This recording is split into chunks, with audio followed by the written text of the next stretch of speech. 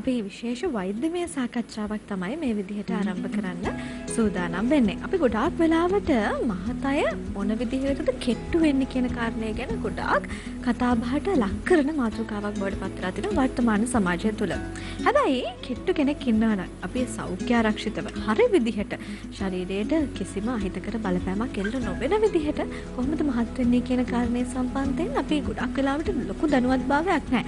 අපි එක දේවල් ගන්නවා ෆාමසි කින් වෙන්න පුළුවන් අපි කවුරු හරි කිව්ව පළියට වෙන්න පුළුවන් මොනවා හරි දේවල් හිතු මනාපට ගන්නවා වෙන්න පුළුවන්. හැබැයි ඇත්තටම හරි විදිහට සෞඛ්‍ය ආරක්ෂිතව කොහොමද මේ කෙට්ටු කෙනෙක් මහත් වෙන්නේ කියන කාරණේ තමයි අද දවසේදී බොහොම ලස්සනට කතා බහ කරන්න සූදානම් වෙලා ඉන්නේ. ඉතින් අද දවසේදී අපේ මේ විශේෂ වෛද්‍යමය සාකච්ඡාවත් එක්ක ස්වර්ණවාහිනී මැදිරියත් සමගින් එකතු වෙනවා.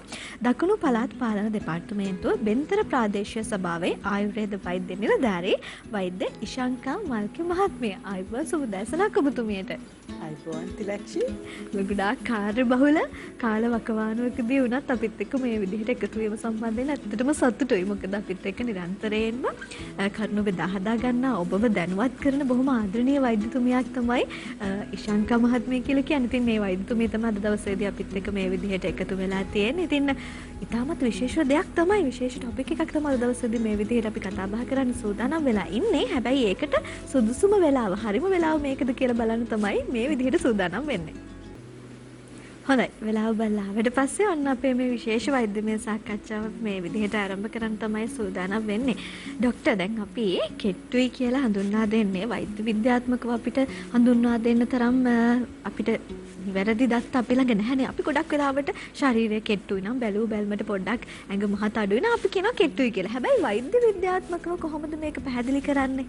ඔව් තිලක්ෂි ගොඩක් කට්ටියට තියෙන ගැටලුවකුත් ඕක තමයි. දැක්ක පමණින්ම හිතනවා තමන්ම නිර්ණය කරනවා මම කෙට්ටුයි කියලා. එහෙම නැත්නම් මම මහතයි කියලා.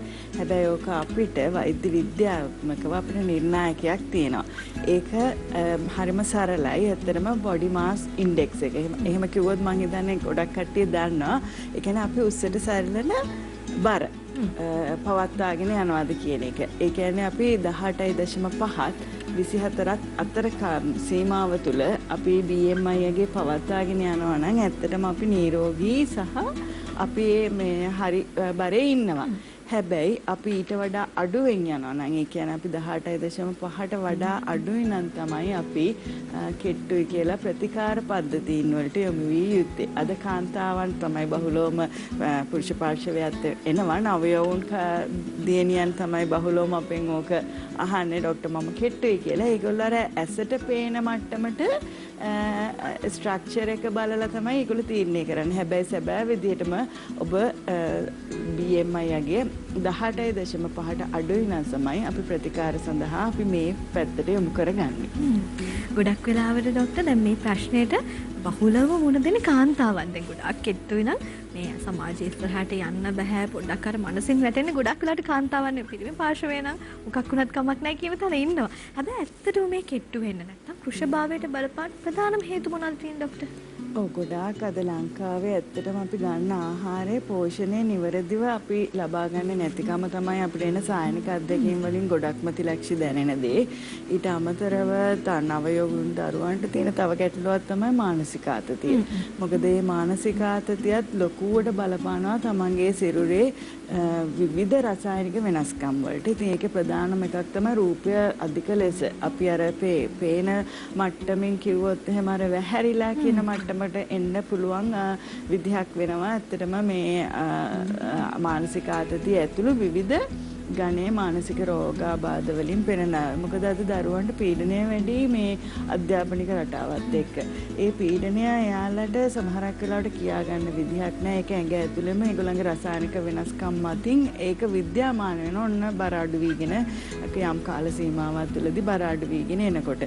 එහෙමත් නැත්නම් අපි හොයන්න ඕන තිලක්ෂි මේකට රෝග යම් කිසි විදියකින් රෝගයක මූලයක් සම්බන්ධයිද කියලා මේ බර අඩු වීගෙන යනවා නම්. මොකද විශේෂයෙන්ම අද අපේ තියෙන සායනික අත්දැකීම් අනුව විටමින් ඌනතා ගොඩක් විදිහට බලපාලා දෙනවා. විශේෂයෙන්ම vitamin B, vitamin D, calcium ඒ වගේ ශුද්ධ පෝෂකවල අඩු බව අපිට ඉතාමත්ම හොඳින්ම නිරීක්ෂණය වෙලා තියෙනවා ලංකාවේ මම මේ කතා කරන්නේ මගේ දකුණු පළාතේ මා සේවය කරන ප්‍රදේශවල රෝගීන්ගේ දත්ත අරගෙන ඉතින් ඒගොල්ලන්ට ලොකු අඩුවක් මේ අපි ගන්න ආහාර ඒගොල්ලෝ අරගෙන තියෙනවා ආහාර අපි කතා කරොත් අපි ඒගොල්ලොත් එක්ක විවෘතව ඒ ගැන කතා කරොත් ඇත්තටම මේගොල්ලෝ ආහාර හොඳින් වේල් තුන අරන් තියෙනවා සමහරක් වෙලාවට ඊට වඩා අතිරේක ආහාර වේල් අරන් තියෙනවා හැබැයි පෝෂණය බැලන්ස් කරලා නැහැ. අපි අද මේ වැඩසටහනින් ඒක අපි කියලා දෙනවා කොහොමද අපි මේ කැලරි ප්‍රමාණය මොකද අපි බර නිර්ණය කරගත්ත අපි වාට බර අඩුයි කියලා එහෙමනම් අපි ඒකට විසඳුම දෙන්න වෙන්නේ ශක්තියින් සමතුලිත කිරීම තුළින්. එතකොට අපිට ඔය තියෙන ශුද්ධ පෝෂකවල උණතාවය. එහෙම නැත්නම් ප්‍රෝටීන මේ අඩු බව. ඒ කියන්නේ ගන්න ආහාරයේ ප්‍රෝටීන ධාතුව. මොකද අපි ඇත්තටම කෙටි කාලීනව නම් අපි පිරිපුන් බවක් ලබා ගන්න අපිට ඔය පිෂ්ඨ පදාර්ථ ටිකක් වගේ දේවල් ආහාරයට අරගෙන අපිට ශනිකව මහත් වෙන්න පුළුවන්. හැබැයි අපි මේක දීර්ඝ කාලීනව නම් අපි මේක බලාපොරොත්තු වෙන්නේ මහත යම් කාලයකට රඳවා ගන්න නම් අපි ඒක අපේ මාංශ පේශීන් වල ශක්තිය සහ මාංශ පේශී වල ඝනත්වය වැඩි කරගත යුතුමයි. ඒකට අපි ඒ කාරණාව සොයාගෙන තියෙනවා ගොඩක් වෙලාවට ලංකාවේ බහුලයි ඒක. ඒ වගේ දේවල් තයිරොක්සින් උණතාව කියන්නේ අධික තයිරොක්සින් හෝමෝන නිපදවීම. අද කාන්තාවන් අතරත් තිලක්ෂි ගොඩක් බහුල රෝගාබාධයක් වෙලා තියෙනවා. ඉතින් ඒකත් මේ අපේ ක්‍රෙට්ටු බවට එහෙම නැත්නම් කෘෂ බවට ගොඩක් වෙලාවට හේතුවක් වෙලා තියෙනවා. සහ දියවැඩියා තත්ත්වය පාලනය කරගත්තේ නැති දියවැඩියා රෝගී අපිට කියන්නේ අපි තරුණ පරම්පරාවේ ගොඩක් අය හිතන්නේ නැහැ තමන්ට දියවැඩියාව තියෙනවා කියලා හැබැයි දන්නේ නැතුව ඉඳලා තියෙනවා ඒකෙන් ඇඟ කෙට්ටු වෙලා තියෙනවා ගොඩක් වැහිරීමක් ඒ කියන්නේ අපි හිතමු අවුරුද්දක් දෙකක් ඇතුළත අසාමාන්‍ය විදිහට කෙට්ටු වෙනවා නම් අනිවාර්යයෙන්ම රුධිර පරීක්ෂාවක් කරන්න ඕනමයි මොකද සමහරක් වෙලාවට මේ අපි නොහිතන මේ රෝග තත්ත්වය ඇතුළේ තියෙන්නට පුළුවන්. ආසාත්මිකතා, එතකොට ප්‍රදාහාත්මකතා, ඉන්ෆ්ලමේෂන් වගේ දේවල් ඇඟේ කාලයක් තිස්සේ. අපි හිතමු ක්ෂය රෝගය වුණත් දැනුවත් භාවයකින් තොරව හිටියොත් ක්ෂය රෝගයත් කිට්ටු වෙනවා. ඉතින් එවැනි තත්ත්ව හඳුනාගෙන නැතිකම තමයි අපිට සායනික අත්දැකීම. මොකද මම ওই දෙකම කරන වෛද්‍ය නිලධාරිනියක් විදිහට මොකද මට අපි බහුලවම අපි වැඩසටහන් කරේ මහත් සිරුරක් කොහොමද BMI යගේට ගන්න කියන එක. ඒ කියන්නේ මහත් කෙනෙක් කොහොමද කෙට්ටු කරගන්න කියන එක. දැන් අද අපි කතා කරන්නේ ඔකේ අනිත් පැත්තේ ඔය දෙපැත්තම එනකොට අපිට තේරිච්ච දේ තමයි පෝෂණය තමන්ගේ විවිධ රෝගාබාධ ගැන තමන් ගැන අවබෝධය නැතිකම හෝ එක මේ කොහේදිවත් හඳුනගෙන නැහැ. ඔන්න ඔය වගේ තත්ත්ව තමයි ප්‍රධානවම අපේ සායනික අත්දැකීම් වලින් අපිට කියන්න පුළුවන් වෙන්නේ. වැදගත්ම ප්‍රශ්නය තමයි මේ විදිහට ડોක්ටර්ගෙන් අහන්න මම සූදානම් වෙන්නේ. ඇත්තටම ડોක්ටර් කොහොමද මේ කෙට්ටු කෙනෙක් මහත් කරන්නේ? සෞඛ්‍ය ආරක්ෂිතව සෞඛ්‍ය සම්පන්න විදිහට අපේ ශරීරයට කිසිම හිතකර බලපෑමක් නැතුව හරි විදිහට කොහොමද මේ කෙට්ටු කෙනෙක් මහත් කරන්නේ? ඔව් තිලක්ෂි ඇත්තටම අපි මුලින්ම අඳුන ගන්න ඕන අර කිව් පරිදි මේ BMI යගේ අඩු වෙලා තියෙන්නේ ජානමය කියන්නේ සමහරක් අය ඉන්නවා තිලක්ෂි මේ ජානමය මව්පිය පාර්ශව දෙපාර්ශව මිතාමත්ම කෙට්ටු සිරුරක් තියෙන හැබැයි යාල ප්‍රසන්නයි. එන්න එහෙම අයත් ඉන්නවා. ඉතින් එතකොට ඒ පරපුරකින් එන කෙනෙක්ද? එහෙම නැත්නම් හේතුව හඳුනාගෙන හේතුවට ප්‍රතිකර්ම කරන අතරතුරේ යන්න ඕන අපි මේ බර වැඩි කරගන්න. හැබැයි අපි ඔහොම නොකියන කාණ්ඩයක් තියෙනවා හේතු රෝග බාධයක් නැහැ. හැබැයි ඇඟ කෙට්ටු වෙලා තියෙනවා. අන්න ඒ අයට හරි පහසුවෙන් අපිට ප්‍රතිකාර කරන්න පුළුවන්. ඒ කියන්නේ පුංචි ඖෂධමය භාවිතා කරමින් ආහාර වෙනස් කරලා සරලව ගත්තොත් ඕනෑම කෙනෙකුට ඔබ නිරෝගී නම් හෝ ඔබ යම්කිසි විදියකින් රෝගයකින් පෙළේ නම් ඒ කියන්නේ අපි හිතමුකෝ දියවැඩියා රෝග තත්ත්වයකින් පෙළීලා කෘෂ වෙනවා නම් අපි එයාට දියවැඩියාව පාලනය කරන අතරතුරේ තමයි අපි ආහාර හා ඖෂධ අවතුම් පැවතුම් වෙනස් කරලා අපි යාගේ බර වැඩි කරලා දෙන්නේ. එතකොට අපි ගත්තොත් එහෙම සාමාන්‍ය කෙනෙක් අපේ ඔය නවයවුන් තරුණ තරුණියන්ට තියෙන ප්‍රශ්නේනේ.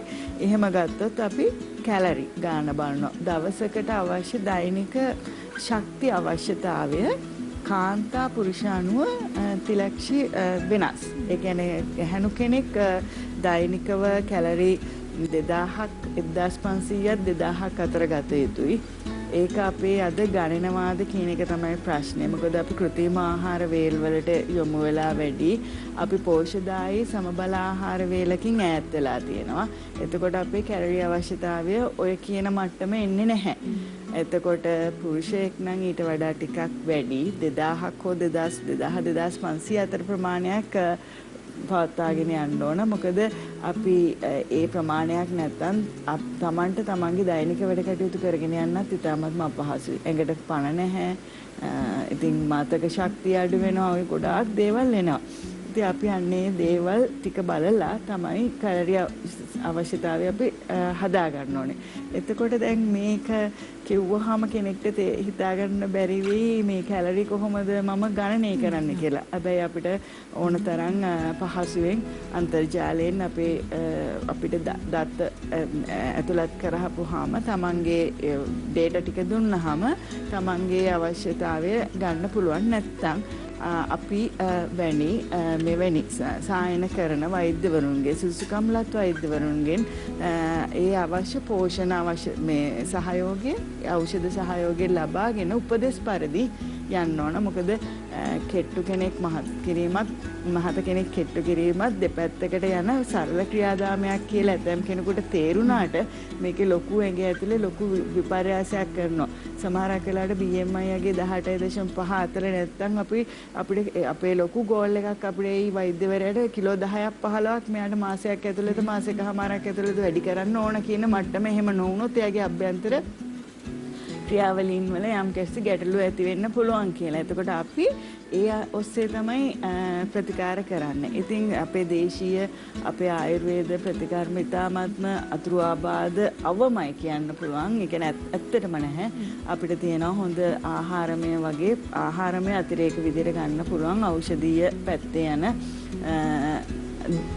ද්‍රව්‍ය. ඉතින් ඒවා අපිට භාවිතා කරන්නට පුළුවන් දෙලක්ෂි.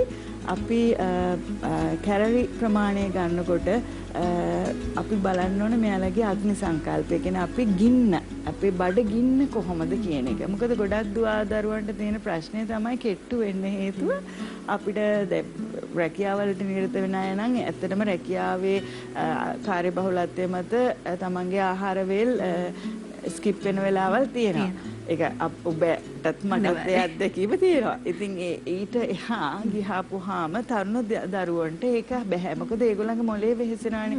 ඒගොල්ලෝ අනිවාර්යයෙන්ම ප්‍රධාන ආහාර වේල් 3 ගන්න ඕන. හැබැයි අග්නිය දුර්වල කෙනෙක් නම් කුමන හෝ දෙයක් නිසා අපිට ඒක වෛද්‍යවරයාත් එක්ක තමයි අපි කතා කරගන්න ඕනේ.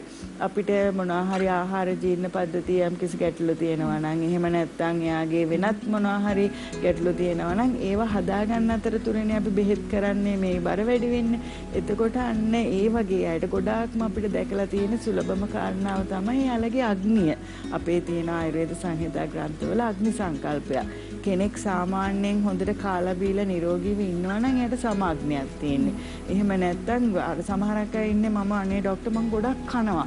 මම වෙන අයට වඩා අනිත් අයගේ කෑමක් කනවා. හැබැයි මම පොඩ්ඩක්වත් මහත් වෙන්නේ නැහැ. මගේ යාළුවෝ ඉන්නවා ડોක්ටර් දැන් ගොඩාක් කෙට්ටුයි නම් මේ හැමතිස්සෙම කියන මතට හුවෙන ඕන දෙයක් කනවා කියලා. බත් කනවා, ඒ කියන්නේ පිෂ්ඨ ආධික කෑම කනවා. හැබැයි අන්තිමට දෝෂාරෝපණය කරනවා මම මහත් උන්නේ නැහැ කියලා. මේකට හේතුව තමයි මම මේ කියන්න හදන්නේ. මොකද ඒගොල්ලන්ට තියෙන්නේ කාපු සැනින් එයාලගේ ලොකු ශක්තියක් එකපාරට දහණය වෙනවා. එයා වැඩක් කරත්. අපි දන්නේ සාමාන්‍ය විදිහට අපේ ශක්තිය මුදා හැරෙන්නේ අපි යම් කිසි එක්ක ඇවිදින්න ඕන, අපි වැඩක් කරන්න ඕනේ, අපි දහණයක් වෙන්න ඕනේ. දහණයක් නොවි ඇඟ ඇතුලේ සිස්ටම් එකේ අවුලක් නිසා තිලක්ෂි, ඒ කියන්නේ උපතින් ලැබිච්ච දෙයක් හෝ පස්සේ යා කරගත්ත වෙනසක් නිසා අග්නිය විකෘති තත්ත්වයට පත් වෙලා තියෙනවා. එතකොට අපි ඒක හදන්නේ නැති තාක්කල් පිටින් අපි ඔය ශක්තිය බැලන්ස් කරගෙන යන එක తాවකාලිකයි. ඒතර අපි ඒකත් ඔළුවේ තියාගෙන තමයි අපි දක්ෂ වෛද්‍යවරයා මේකට බෙහෙත් ප්‍රතිකාර සහ ඒ දේවල් වෙනස් කරලා දෙන්නේ මේ විදිහට කරන්න කියලා. තවත් අය ඉන්නවා මම මේක දැක්කා අරක බිව්වා මේක බිව්වා මේක කෑවා මට මහත්ුන්නේ නැහැ නේ කියලා. ඒගොල්ලන්ගේ රෝග මූලය හෝ හදන්න තියෙන සුළු දේ හදාගෙන නැතුව තමයි අර ෆාමසිස් වලින් අර අතිරේකයන් භාවිතා කරලා තියෙන එක වැඩක් වෙන්නේ නැහැ.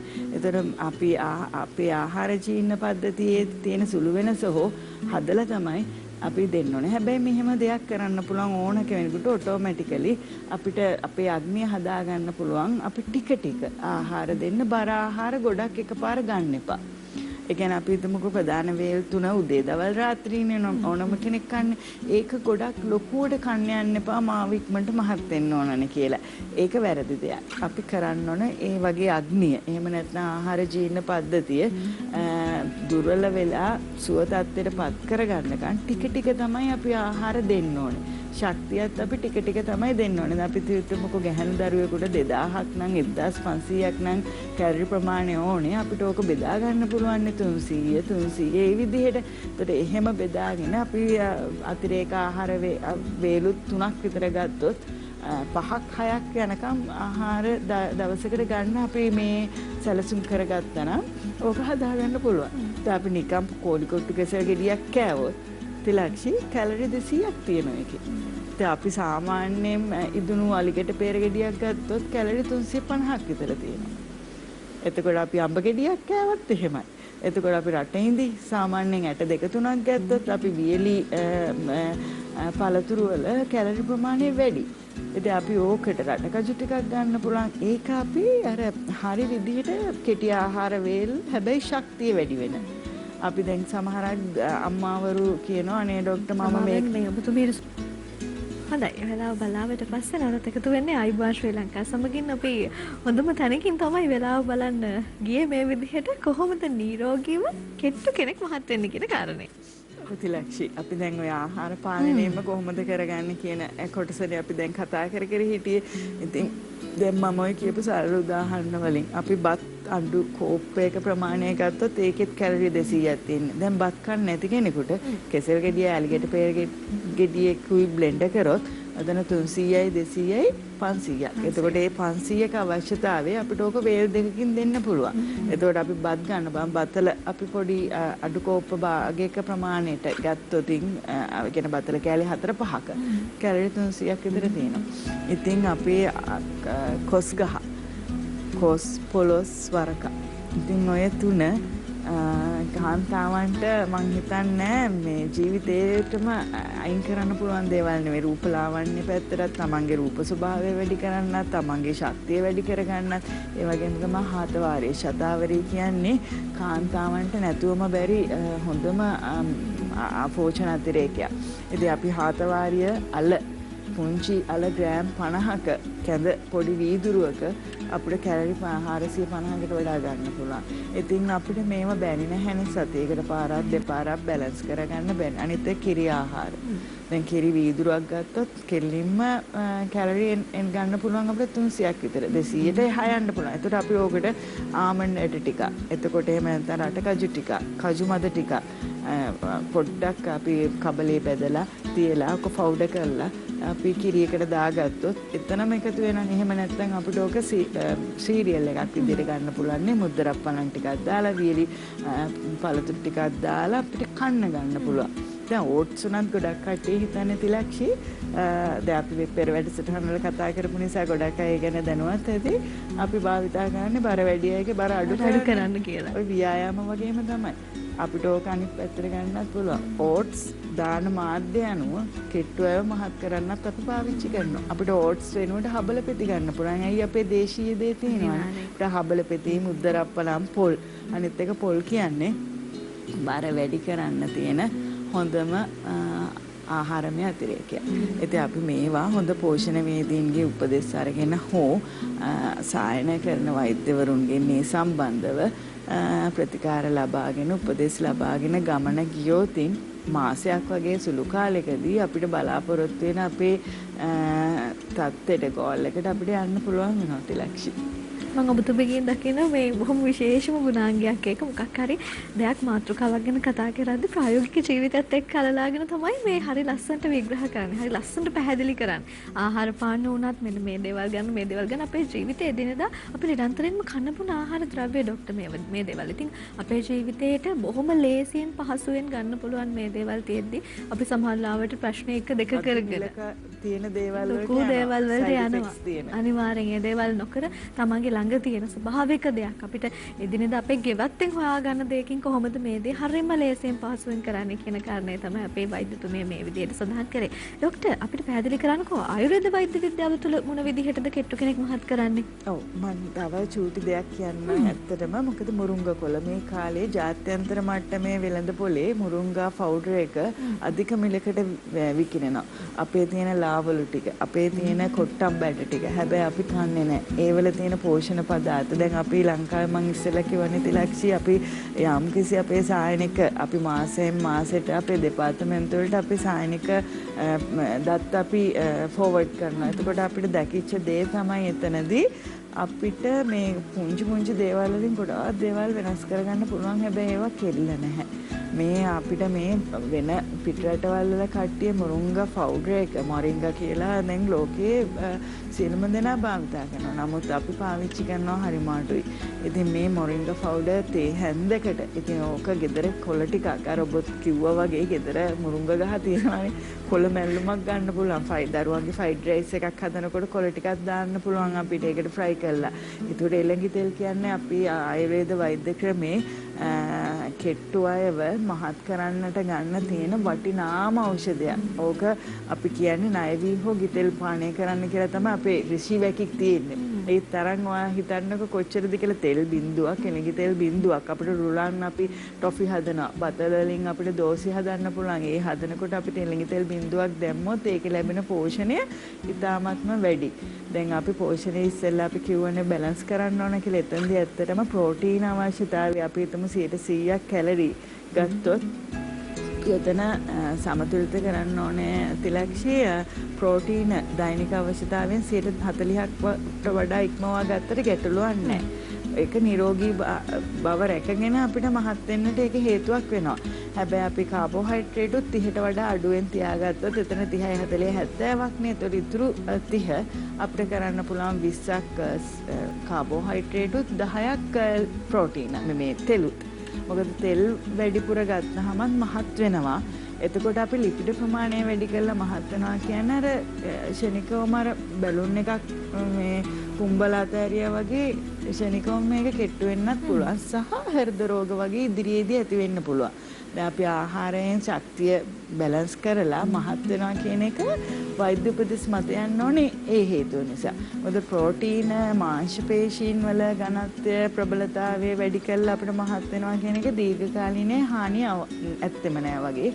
හැබැයි අපි කාබෝහයිඩ්‍රේට් වගේ සීනි, පිටි, ශනික ආහාර අරගෙන අපි මහත් වුණොත් ඒකෙන් අපිට කොලෙස්ටරෝල් එන්න පුළුවන්, හයි බ්ලඩ් ප්‍රෙෂර් එන්න පුළුවන්, සීනි දියවැඩිය තත්ත්ව එන්න පුළුවන්. ඒ වගේ අතුරු ආබාධ එන්න පුළුවන්. ඒක නිසා වෛද්‍ය උපදෙස් මත ආයුතුයි අපි මේ ওই ශක්ති තුලනය කරනකොට පොදුවේ මතක තියාගන්න ගන්න ආහාරයේ ප්‍රෝටීන් පදාර්ථ ටික වැඩි කරගන්න.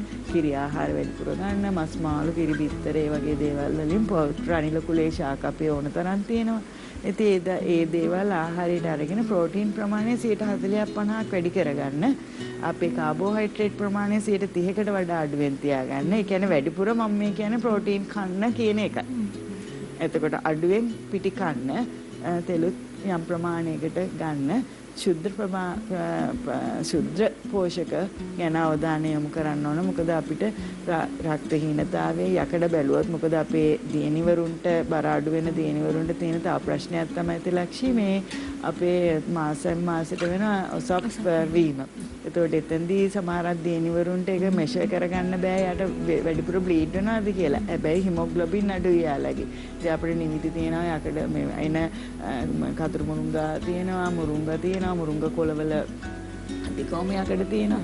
ඉතින් මේ ටික අරගෙන අපිට බැලන්ස් කරගන්න පුළුවන්. අපි යන්නේ විදිහට වෛද්‍ය උපදෙස් මත යාම තමයි සාර්ථකම කියන දේ තමයි මම මෙතනදී කියන්න කැමතියි.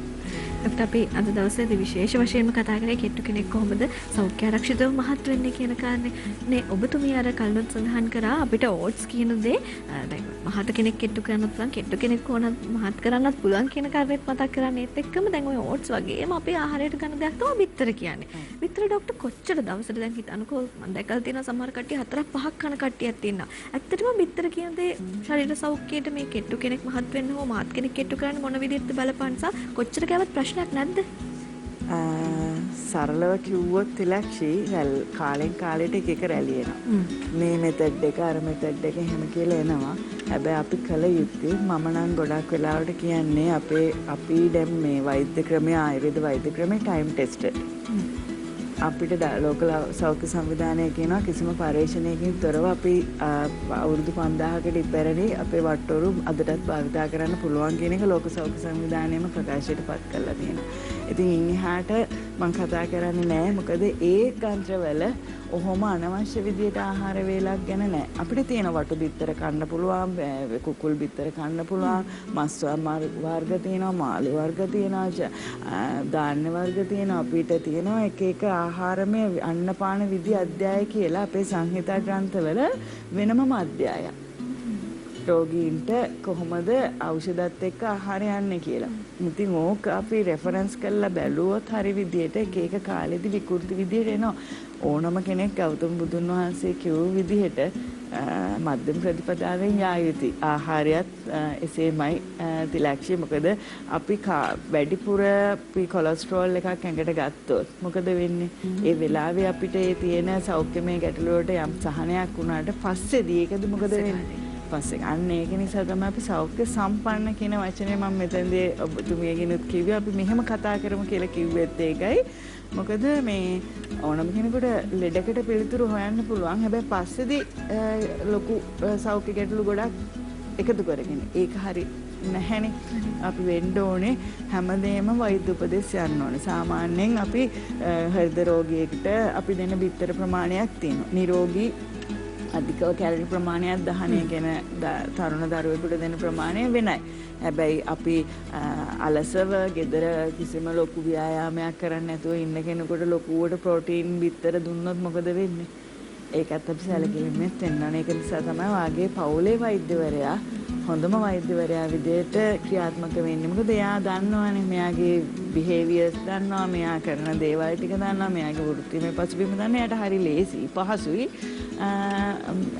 යම්කිසි දෙයකට උපදේශයක් දෙන්න. ඉතින් ඒ වගේ තත්ත්වයක් අපි නිර්මාණය කරගන්න ඕනේ. ආහාර වැඩිපුර ගන්නවා නම් අපි හිතමු බිත්තර 6ක් 8ක් ගන්න කියන එක අපි නම් නිර්දේශ කරන්නේ නැහැ. මොකද බිත්තර විතරක් නෙවෙයිනේ අපි දවසේ කැලරි අවශ්‍යතාවය අපි වෙන දේවල් වලින් සපුරලා තියෙනනේ. උඩරම යන්න පුළුවන් කාන්තාවකට 2000යිනේ කැලරි. අපි ওই 2000ට බිත්තර 8ක් විතර දාගෙන හරියන්නේ නැහැ නේද? එහෙම ප්‍රශ්න ඉතින් තමන්ගේ දැනුම් පද්ධතිය භාවිතා කිරීම සහ උපක්‍රමශීලීව අපි දැනුවත් වෙන්න ඕනේ. ඒක තමයි මාධ්‍යයෙන් මෙම දැනුවත් වීම කරන්නේ. අපි ඕනම දෙයක් ඕනම කාලෙකදී එන්න පුළුවන්. අපි ඒකට යන්නේ නැතුව සාමාන්‍ය ක්‍රමයක් අනුගමනය කරාම හරි.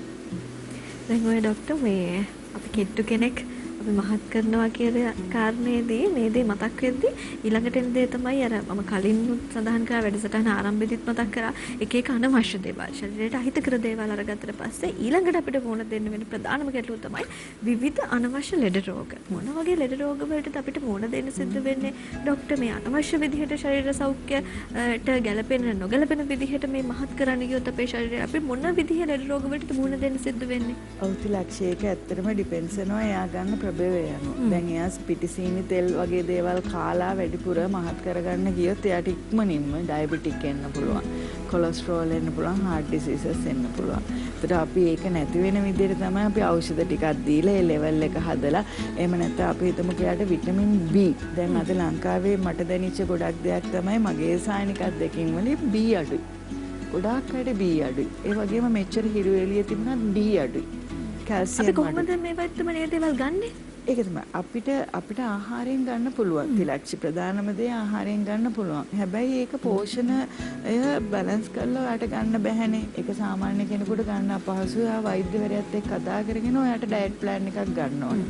ඔයා ඉන්න මට්ටම අනුව. දැන් අපි ලේ පරීක්ෂාවකින් හරි අපේ නාඩි පරීක්ෂාවකින් හරි අපි හොයාගත්තට පස්සේ මෙයාට විටමින් B ටික නැහැ. එතකොට B නැත්තම් අපි සමහරක් ප්‍රෝටීන් අවශෝෂණය කරගැනීමේ ස්පීඩ් එක අඩු වෙනවා. ඉතින් ඒක අපේ සංහිතා ග්‍රන්ථවල මෙන්න මේ රෝග ලක්ෂණ තියෙනකොට මෙන්න මේ පුත්‍ර පෝෂකයේ දුන්නාම මේක හරියනවා කියලා තියෙනවා. ඒක හරි විද්‍යාත්මකයි. ඒක අපි අද අයට දැනෙන විදිහට කතා කරොත් අපි මේ සුත්‍ර පෝෂක ටික මෙතනට බැලන්ස් කරන්න ඕනේ. ඒතර අපි යාට දෙනවා මාසයක් විතර මේ ටික ගන්න කියලා. හැබැයි සමහරක් අය ડોක්ටර් මේක කිව්වනේ මම ආයෙත් ගන්නවා කියලා ඒක රිපීට් කරනවා කිසිම ඖෂධ මේ අර පෙර දීපු වෛද්‍යවරයාගේ අනුදැනුමකින් තොරව. ඒක හානි කරයි. මොකද ඒ අවශ්‍යතාවය හැදුවට පස්සේ විටමින් එකෙන් මහත් වෙන්නේ නැහැ. එයා උණතාවය හදලා විටමින් එක අපි අවශ්‍ය ප්‍රමාණය මාත්‍රාව කියන්නේ ඒකයි ඩෝස් එක කියන්නේ ඒකයි. අපි ඒ අවශ්‍ය ඩෝස් එක දුන්නට පස්සේ පින් එහාට ඒක හදන්න යන්නේ නැහැ. ඒකට ඕවර්ඩෝස් වෙනවා. සමහරක් විටමින් තියෙනවා තිලක්ෂි වැඩිපුර ගත්තොත් ස්නායු රෝග පව ඇති වෙනවා. විටමින් E ඒ වගේ දේවල් තියෙනවා. ඉතින් ඒක පොදුවේ ගන්න දෛනික ආහාරවල ඔය දේ වෙන්නේ නැහැ. අපි එළියෙන් දුන්නාම තමයි ඒක දෙන ප්‍රමාණය අවශ්‍යතාවයේ සැපුණාට පස්සේ ඒක ඉවත් කරන්න ඕනේ. ඒක නැතුව දිගටම ගියොත් අනේ මට තවත් පිරිපුන් වෙන්න ඕනේ මගේ තව මූණ ලස්සන වෙන්න ඕනේ එහෙම ගත්තොත් තමයි මේ ප්‍රශ්නේ දුර දිග යන්නේ. හොඳයි. ඔන්න ඉතින් ඕනම දෙයක් ඕනමට වැඩි ඕනම නැහැ. ඉතින් මේ කාරණේදී අපි අද දවසේදී විශේෂ වශයෙන් කතා බහ කරමින් සිටියේ කොහොමද මේ කෙට්ටු කෙනෙක් සෞඛ්‍ය ආරක්ෂිතව මහත් වෙන්නේ කියන කාරණේ. උන්ට දැන් මහත කෙනෙක් කෙට්ටු වෙනවා නම් සම්පූර්ණ ශරීරයම කෙට්ටු කරගන්න අපි උත්සාහ කරන්නේ. අපිට කොහෙවත් මේ තන අඩුවෙන් ඕනේ මේ තන අඩුවෙන් ඕනේ කියලා නෑ මුළු ඇඟම බස්ස ගන්න තමයි උපරිම try එක දෙන්නේ. හැබැයි මේ කෙට්ටු කෙනෙක් මහත් කරගද්දී ගොඩාක් ප්‍රශ්න එනවානේ. අපි මේ අත් දෙක විතරක් මහත් කරගත්තොත් ලස්සනට තේයි අපිට කකුල් දෙක විතරක් මහත් කරගත්තොත් ලස්සනට ඒ ශරීරයේ විවිධ අවයව විවිධ විදිහට හදාගත්තොත් ලස්සනට තේයි කියලා හිතන. ඇත්තටම මෙහෙම විවිධ අවයව මේ විදිහට අපිට මහත් කරගන්න පුළුවන්ද? මේ විදිහට අපිට අවශ්‍ය පරිදි ඇඟ හදාගන්න පුළුවන්ද? අවශ්‍ය නම් ඉතින් කරලා දෙන්න පුළුවන්. ඒ කියන්නේ මෙහෙමයි. ඉතින් අපි හානියක් නොවන මට්ටමින් යා යුතුයි තිලක්ෂි.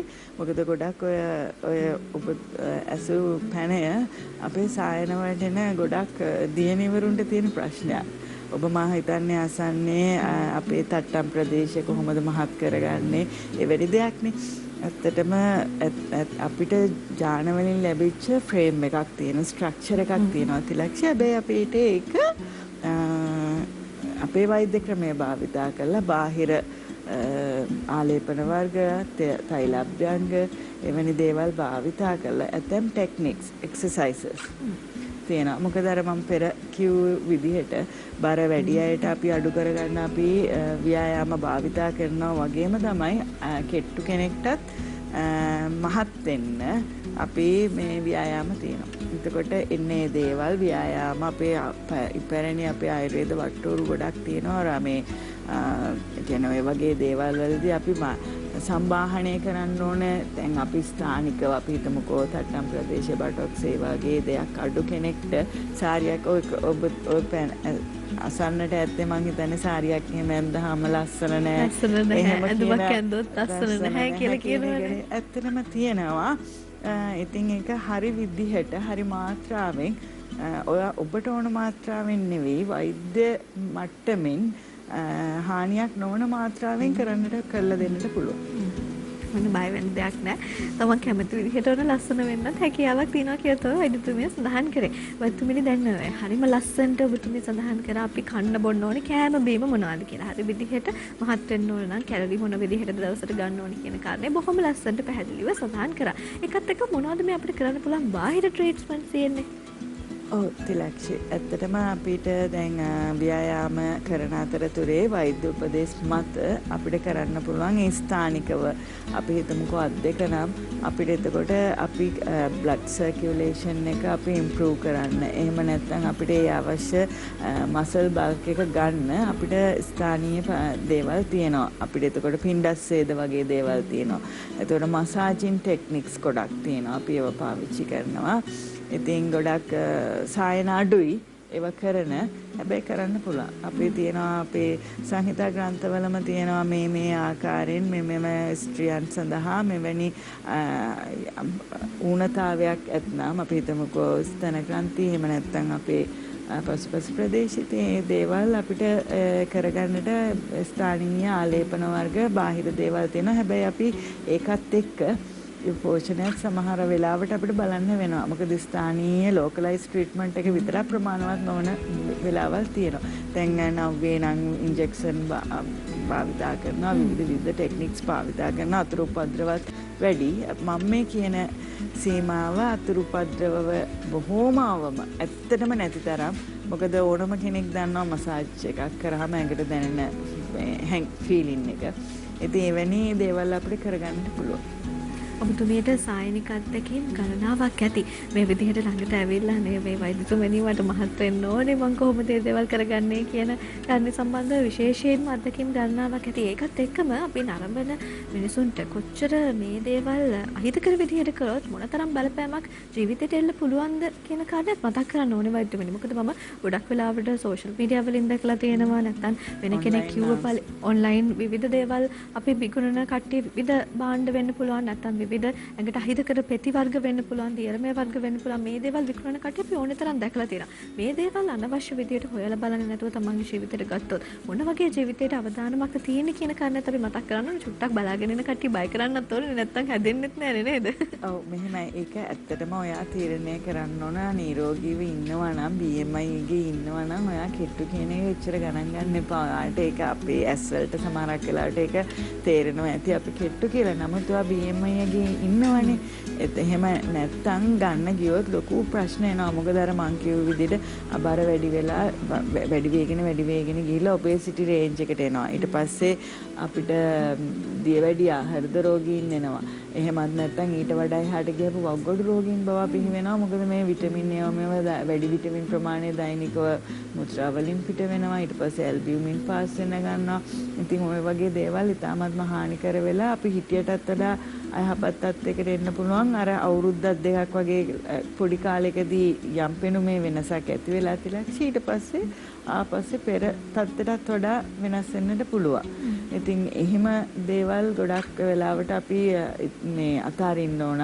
මොකද ඒක හානි කරයි කියන්නේ ඇත්තටම වෛද්‍යවරයෙක් කියනවා නම් මේ ලෙවල් එකෙන් එහා යන්න එපා කියලා. ඒක ඔබ කොච්චර ආස වුණත් ඒ මට්ටමට යන්න එපා කියන එකයි මමත් කියන්නේ. මොකද ඊට පස්සේ අපි දැකලා තියෙනවා ලොකු ප්‍රශ්නත් එක්ක මුණ දෙන්න වෙනවා ජීවිතේ. ඊට පස්සේ අපිට කාලය වැය කරන්න වෙනවා ඒවා ආයෙ මේ හරි ගස්සන්න. ඉතින් ඒක සුදුසු නෑ කියන එක තමයි මම කියන්නේ. නරඹන ඔබට වගේම මේ වැඩසටහන් කරන මටත් අදගත් ප්‍රශ්න තමයි අහන්න සූදානම් වෙන්නේ. හරි විදිහට ડોක්ටර් අපි ඩයට් එකකට යනවා නම් ඩයට් ප්ලෑන් එක මොන විදිහටද කරගන්නේ? හරි විදිහට මේ දේ කරනවා නම් මොන විදිහට පුංචි අදහසක් දෙන්න අපිට? ඔව් අපේ දේවල් අපේ ඇත්තටම තියෙනවානේ අපිට උදේට ගන්න පුළුවන් කැඳ වර්ග වලින් අතිරේකව පෝෂණයක් ගන්න පුළුවන්. අපිට ධාන්‍ය වර්ග තියෙනවා. අපිට දැන් බත් උනත් අපිට පෝෂණයේ විදිහට දැන් අපි මේ මාතෘකාවට සම්බන්ධව කතා කරනවා නම් අපි බර වැඩි කරගන්න නම් අපිට බත් එක පොල් කිරි දාලා කිරිබත් කරන්න පුළුවන්. තවත් පෝෂණය වැඩි කරන්න පුළුවන් මුං ඇටි ටිකක් එකතු කරලා මුං කිරිබත් කරලා. ඒක අධිකම තර්පණයි. මේක 3-4 ගමනක් කාලා බලන්න සතියකට කොච්චර වෙනස් වෙනවද කියලා. දැන් මම ඇත්තටම පසුගිය දවස්වල යම් පොඩි අපස්ථාවකට හිටියා මගේ ස්ථාන මාරු ඒ දේවලුත් එක්ක අවිවේකී බවත් එක්ක මට ආහාර වේල් කීපයක් මගේ හැරෙනවා. එතකොට අර මම හරි ලෙවල් එකේ ඉන්නකොට ඒක අඩු වුණාම මට ටක් ගාලා දැනෙනවා. ඒකට මම ඒක රිකවර් කරගන්න ඕනේ ඉක්මනින්. එහෙම නැත්නම් අර ඒ වගේ අපිට අර අපේ අත්දැකීම් එකතු කරගෙන දැන් තමන්මනේ හොඳට දන්නේ. තමන් දන්නවනේ තමන්ට මොනවද ගැළපෙන ආහාර නොගැළපෙන ඒක අවටත් තියෙනවා තිලක්ෂි. අපි ඉන්න පරිසරේ අපිට හැදෙන්නේ අපිට හිත දේවල් ගොඩක් වෙලාවට. දැන් අපි මොණරාගල පැත්තට ගියොත් පැණි කොමඩු කැකිරි වගේ දේවල් වැඩි. මේ පැත්තේ තියෙන වෙනත් දේවල්. ඒ දේවල් අපි සුලභතාවය අඳුනගෙන අපි ආහාරයට එකතු කරගන්න ඕනේ. පලා කොළ දේවල් ගන්න ඕන. මොකද අර මං කිව්වේ සුද්ධ පෝෂක අඩුයි කියන ඒකට හේතුව තමයි අද අපේ ගෘහණියන් ප්‍රෝටීන් වලින් ඒ කියන්නේ වැඩිපුරම ප්‍රෝටීන් ටික විතරයි බලන්නේ. හැබැයි ප්‍රෝටීන් අවශෝෂණය කරගන්න ඕන ශුද්ධ පදාර්ථ ටික අර කොළ මැල්ලුම් වල සලාද වල ෆයිබර්ස් වල තියෙනවා කියන එක අපි හිතන්නේ නැහැනේ. අපි සෝයා ටිකක් හදනවා, චිකන් අපි ගොඩාක් වෙලාවට ඔය මේ ආපුවාම අපේ ප්‍රතිකාර කරන්න. එතකොට අපි අහනවානේ කෑම රටාව ඒකාකාරී. ඒක වෙනස් කළ යුතුයි. ඒ කියන්නේ පරිප්පු, චිකන්, සෝයා ඒ වගේ දේවල් වලින් පරිබාහිරව වෙනත් පොඩක් අපහසු වුණත් අර පෝෂණය බැලන්ස් වෙන එළවලු පලා වර්ග විශේෂයෙන්ම පාට වර්ග අපි සමතුලිත කරන්නම ඕන. මොකද ඒවල තියෙන ඇන්තොසයනින් අපිට ශරීරයට අත්‍යවශ්‍යයි. දැන් අපිට ඔය මේ කෙටි ආහාරයක් හදනකොට බතල ටික ඩෝනට් කරගන්න පුළුවන්. ඒතර ඕකට තල ටිකක් එකතු කරලා බතල ටිකක් තම්බලා ඕක එළඟි තෙල් වලින් ෆ්‍රයි කරලා සීනි හරි උක් පැණි හරි අපේ ඖෂධ මේ වෙළඳ සැල් වල තියෙන උක් පැණි කිතුල් හකුරු ඒ වගේ දේවල් දාලා රස කැවිල්ලක් විදිහට හදාගන්නට පුළුවන්. ඒවා හානියක් නැහැනේ. අපිට පුංචි ස්නැක් අපිට ඔක මේ කුකීස් එකක් විදිහට අපිට බටර් ටිකක් දාලා එහෙම නැත්නම් එළඟි තෙල් ටිකක් දාලා පොඩි ස්වල්ප මාත්‍රාවකින් ලොකුවට නෙවෙයි දාලා අපිට ඔක මේ අවන් කරලා කුකී එකක් හදාගන්න පුළුවන් බතල වලින්. ඒතර මඤ්ඤොක්ක වලින් අපිට පුළුවන් අපි දැන් පාම් ඒ වගේ අපිට ආහාර වෙනස් කරගන්නට පුළුවන්. පාම් පිටි කෑම රීප්ලේස් කරන්න පුළුවන්. දැන් කොස්පොලොස් ටික තියෙනවනේ. අන්න ඒ වගේ උදේට අපි කියන්නේ රජෙක් වගේ කන්න. දවල්ට අපි සාමාන්‍යයෙන් මධ්‍යම ප්‍රමාණයෙන් ඇමති කෙනෙක් වගේ රාත්‍රියට අපි හිඟන්නෙක් වගේ කායිතුයි ඇත්තටම ආහාර ගන්නවා නම් ඒ සංකල්පයේ යන්න ඕන එක බුදුදහමේ දක්වලා තියෙනවා අපේ ආයුර්වේද සංහිතා ග්‍රන්ථවලත් දක්වලා තියෙනවා. ඉතින් ඒ ප්‍රමාණයට දැන් අපිට රාත්‍රියට සුප් එකක් ගන්න පුළුවන් අර ඔක්කොම එකතු කරලා. අපිට දාන්න දෙක තුනක් ගෙදර තියෙනවා නම් මුං ඇට ටිකක් තියෙනවා නම් කඩල කව්පි ඒ වගේ ටිකක් තියෙනවා නම් අපිට ඕක මේ තම්බලා ගන්න පුළුවන්. එහෙම නැත්නම් අපිට ඕක සුප් එකක් කරලා ගන්න පුළුවන්. මාළු පෙත්තක් වගේ දෙයකින් ඒක බැලන්ස් කරන්න පුළුවන්. හැබැයි හැම වෙලෙම තන්තු ෆයිබර්ස් බැලන්ස් කරන්න අපි සැලඩ් එකක් හරි අපි බලන්නේ යුරෝපා ජාතිකයන් එයාලා අපි සුදු පිටි භාවිතා කරනවා අඩුයිනේ. ඒගොල්ලෝ හැම වෙලේම අර බ්‍රවුන් බ්‍රෙඩ් එක යන්නේ නේද? ඒ වගේ අපිටත් තියෙනවානේ. අපේ තියෙන කුරහන් තියෙනවා. ඒ වගේ දේවල් අපිට කරන්න පුළුවන්. අනිත් එක අපේ ආහාර සංස්කරණය ගත්තොත් අපි හිතන්නේ තිලක්ෂ මට යයි වැඩසටහන් 10කටත් වඩා මේ ආහාර සංස්කරණය ගැන කතා. ඒ තරමටම අපේ ලොකු වේරියේෂන් එකක් තියෙනවා. ඒවා අපි පාවිච්චි කරන්නේ නැහැ. බොහොම පුංචි දෙයකට අපි ලඝු වෙලා තියෙනවා. ඒකෙන් මිදිච්ච දවසකට නිරෝගී ජව සම්පන්න අපිට පෙර හිටපු සිංහල ජාතියක් ලැබෙයි.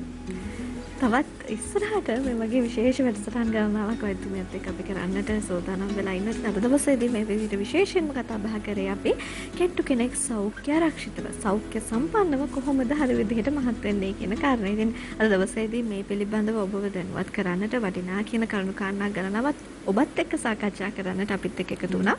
දකුණු පළාත් පාලන දෙපාර්තමේන්තුව බෙන්තර ප්‍රාදේශීය සභාවේ ආයුර්වේද වෛද්‍ය නිලධාරිණී වෛද්‍ය ඉෂංකා මල්කි මහත්මිය ඔබතුමියට බෙහෙවින්ම සූතිවන්ත වෙනවා. අද දවසේදී අපිත් එක්ක එකතු වුණාට නැවත වතාවක මේ විදිහේ විශේෂ වැඩසටහනකින් අපි හමු වෙන බලාපොරොත්තු වෙන තමයි ඔබතුමියට සමු දෙන්නේ. ආයුබෝවන්. ආයුබෝවන්.